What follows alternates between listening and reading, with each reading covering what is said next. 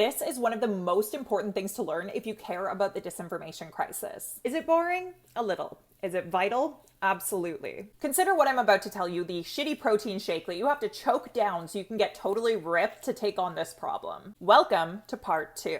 Now in part 1, I explained how the internet, including disinformation websites, pretty much runs on ads. I also explained how there's this whole brand safety industry that claims to help advertisers protect themselves from advertising next to anything too negative, but mostly ends up just defunding real journalism and doing pretty much nothing about disinformation sites. Why is that? To learn the answer, you have to understand something called programmatic advertising. Basically, instead of buying ads the old-fashioned way, like calling up the New York Times and saying, "Put my ad there," programmatic advertising lets you buy eyeballs, like women aged 40 to 65 who want to buy a car. It's also very complicated, which makes it easy for bad actors who understand it to exploit it. It works like this. An advertiser or their media agency gives a big chunk of money to a company like Google. They tell them what eyeballs they want to buy, and they're off to the races. When you visit a website, they already know things about you, like your age, location, blah, blah, blah. And the website you're visiting, which is the publisher, knows what ad space they've got available. So you click the website, the details about who you are shown to the advertisers, and those advertisers bid on your eyeballs. Big companies like Google run that auction process. They find the best bid, the highest bid. Bing, bang, boom, an ad loads in front of you. That whole thing is automated, and it happens in the blink of an eye. Now picture this automated process where money changes hands, sometimes multiple times, happening billions of times per day as part of a $600 billion global ad industry. Now take all that knowledge and add to the mix that Google is one of the biggest players in this game, and it doesn't require its publisher partners to list a person or company name. It's the only massive ad network that allows so many confidential partners. Now take everything you just learned and put it all together.